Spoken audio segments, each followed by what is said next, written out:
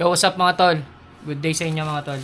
So, for today's video, tuturuan ko kayo kung paano yung procedure ko, paano ako magpalit ng engine oil tsaka gear oil. Then maglilinis na rin tayo ng pang-ilid natin. So, papakita ko sa inyo kung paano yung ginagawa ko. So, samahan nyo muna ako mga tol. Let's go! So, ito, i-unbox natin tong ano natin. Nabili natin sa Shopee na engine oil. Box muna natin to. Unbox o unwrap.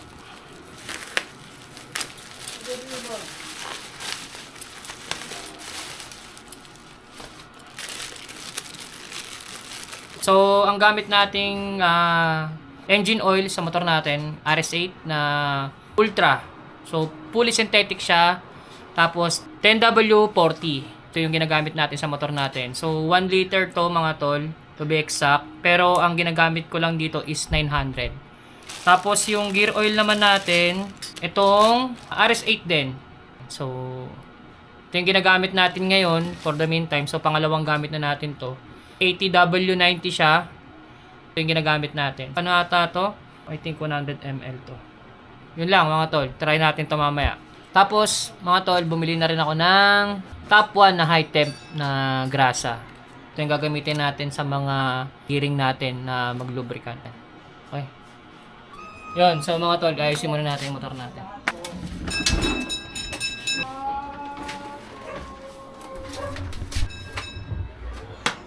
So yun mga tol, didrain na natin yung engine oil dito sa ilalim. Gagamit tayo ng 12 na socket. Ito yun. So yun. So yun dito, yan. Diyan yung tatanggalin natin para sa drain plug ng ng engine oil. Let's go. Buksan na natin. Yun. So may washer to dito mga tol. Ayan, may washer.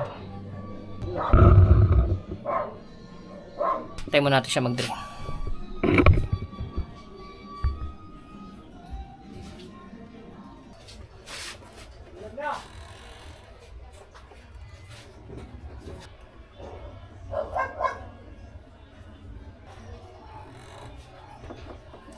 Ito yung kondisyon ng ating langis. Maitim na rin pero sakto lang. So pag nag-change oil tayo 1.5 every 1.5. Pero ang ano pa lang natin ngayon, ang odo is sa 1,400 data. So nag-advance na tayo kasi busy na tayo sa mga susunod na araw para at least dire-diretso na lang sa biyahe natin sa Zambales. Let's go. So linisan lang muna natin yung mga bolts. So masyado na siyang madumi.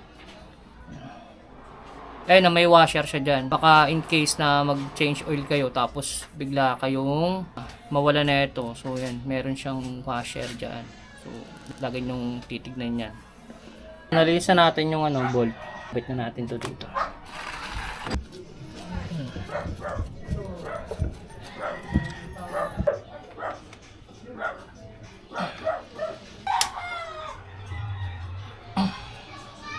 Dito naman tayo mga tol sa ating engine, gear oil pala.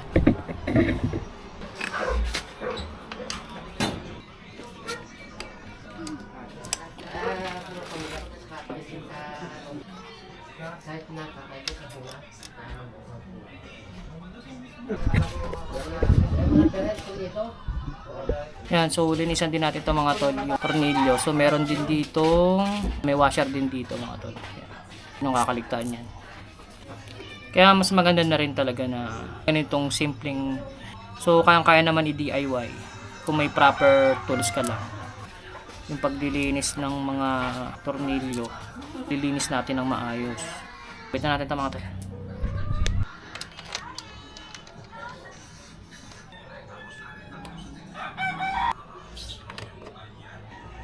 Kung natin masyadong higpitan, basta may na siya, yung parang na, tight na, may okay na yan. Yan. So, okay na yan. Hindi natatago sa niya. So, dito tanggalin naman natin itong ating bolts na sa engine cap. Gamit lang ako dito ng 19.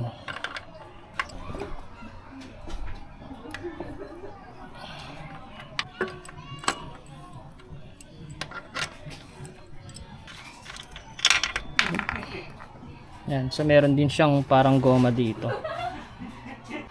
Yan, so dito naman mga tol, susukatin naman natin yung oil natin. So gagamit lang kasi tayo dito ng 900 ml. Hindi natin siya isasagad ng 1000 ml. So may panuka tayo dito. Yan. Kung nakikita nyo sa video na dapat 900 ml lang.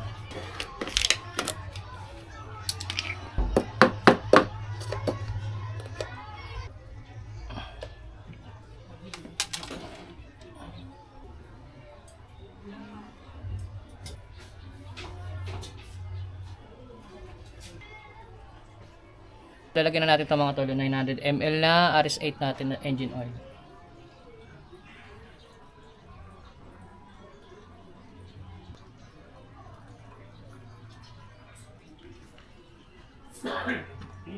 Takpan na natin mga tol.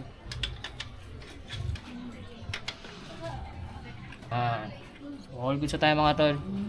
Sa naman tayo? Gear oil. Yan to sa ito mga tol. Ito yung gagamitin natin yung RS8 na gear oil.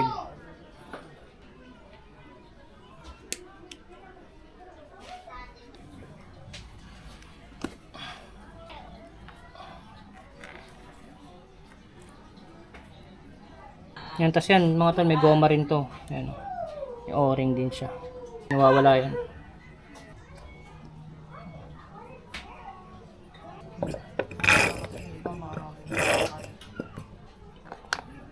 Nasa man natin ng konti, medyo malinis.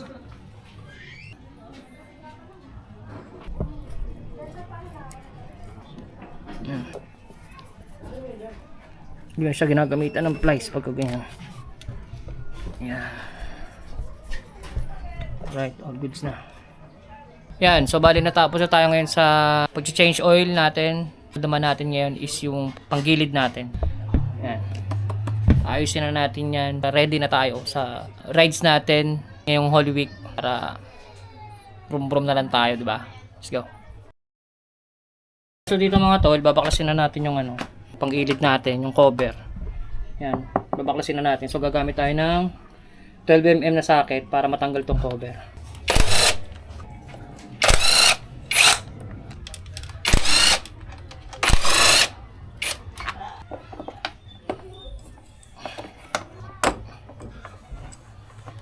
Kaya rin ako nagpalit ng ganito mga tol, kasi yung ating tornilyo nito nagkanda na bilog na.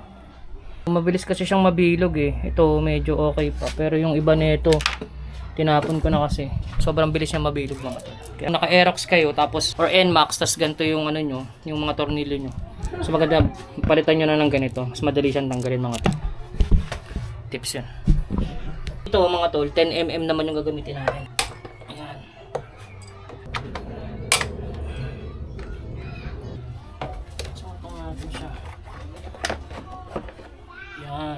Tanggalan natin yung mga buhangin pa dun. Yan, tapos dito naman mga tol, yan. Tatanggalin naman natin dito is 8mm naman siya. Yan.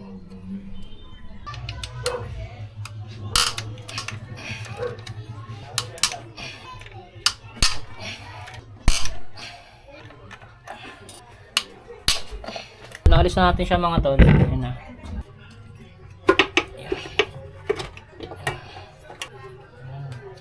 Nakikita nyo, hindi pa naman siya totaling sobrang dumi. Okay pa naman. Ito mga tol sa natin, bell natin, kung gagamit tayo dyan ng 24mm.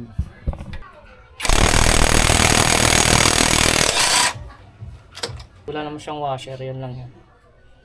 Dito naman sa kabila mga tol, 17mm to.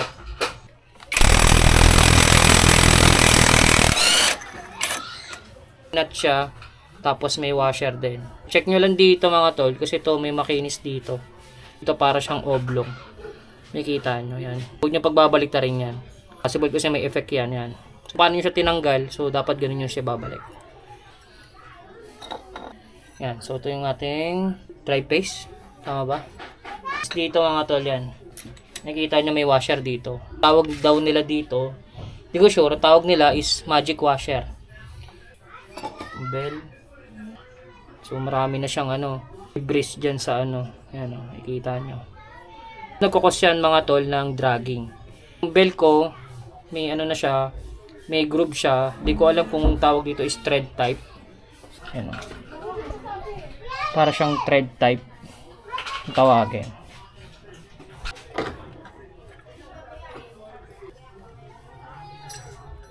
Ito yung belt. Naman yung lining. Yan. Tapos torque drive ba to?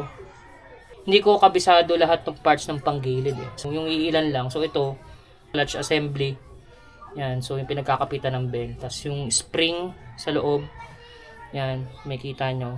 Center spring. Yan. Tapos ito, yung ating pulley. Yan. So may washer din doon mga tol. Sa dulo. Yan mga tol. Yan. Tapos ito yung gaya ng bola. Ito yung backplate.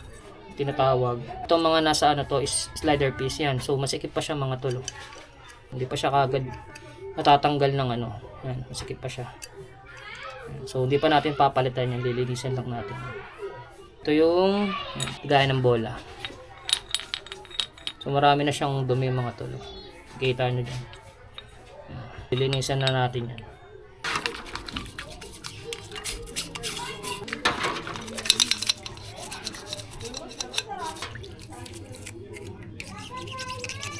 So,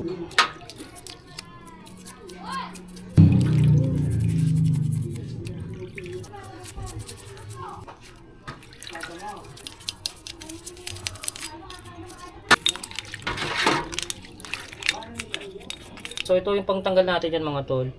Yan, 3941. Yan, make sure nyo lang mga tol nakaapa kayo dyan kasi possible na matanggal yung ano, spring. Kung di kayo nakaalalay, tumilapon sa inyo. Yan. Yan. May mga pin yan dito. So ano to? Yan. Tapos pwede nyo siyang iangat. Yan. Yung male, ito yung female ng torque drive.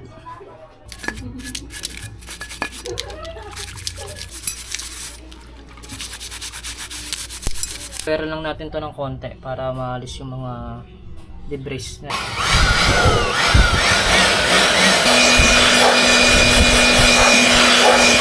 Tapos na tayo maglinis ng ating panggilid. So gagawin naman natin, a-assemblein naman natin na ngayon, tapos ikakabit na natin doon sa ating dito sa may lagayan natin ng panggilid. Ikakabit na natin ulit tong ano, torque drive natin. So tapos yung tanggal natin dito kaninang mga ano nakakabit dito, so ibabalik na natin ulit.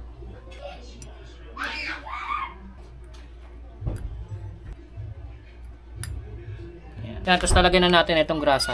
Item to, at least hindi kagad masunog yung grasang ilalagay natin.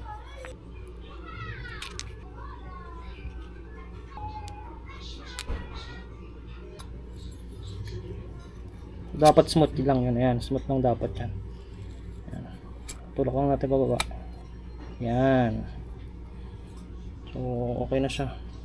So, ganun lang. Ganun lang siya kadali. Yan. Yan. Diba? Tapos dito, lagyan din natin dito mga tol sa loob.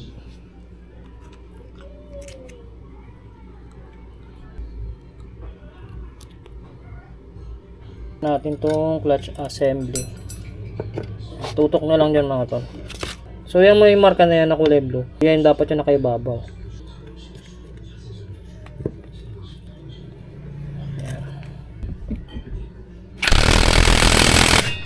Sunod naman natin yung mga bola.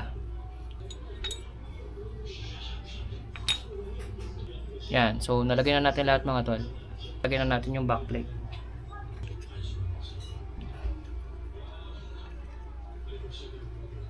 Kabit na natin dito mga tol. Ganyan lang siya ikabit. Yan. Tapos itong bushing niya dito sa gitna. Yan. So, okay na tayo dito mga tol. Ang gawin naman natin, kabit na natin dun sa panggilid natin para matapos na tayo. Let's go. Yan.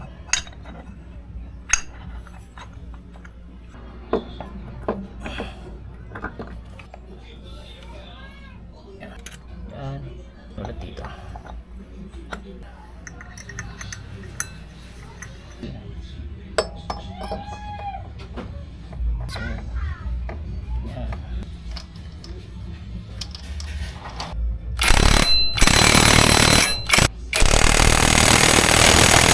Testing natin mga tol.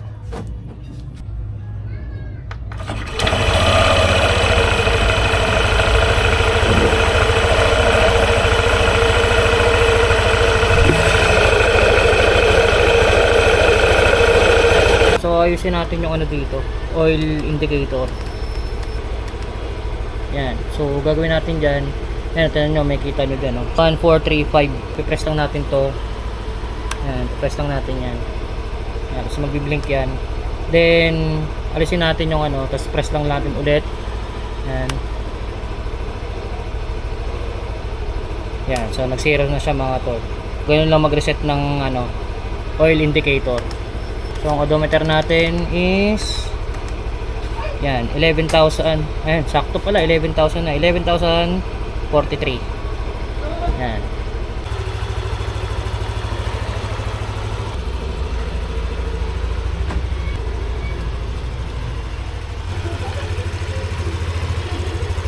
So yung mga tol, tapos na tayo ngayon sa ano natin, sa agenda natin. So natapos na natin yung change oil, gear oil, nakapaglinis na rin tayo ng ating panggilid. Maraming salamat sa pagsama sa akin ngayon mga tol. Sana may natutunan kayo sa video na ginawa ko ngayon. So ride safe tayo palagi mga tol, keep safe palagi, and brum brum na.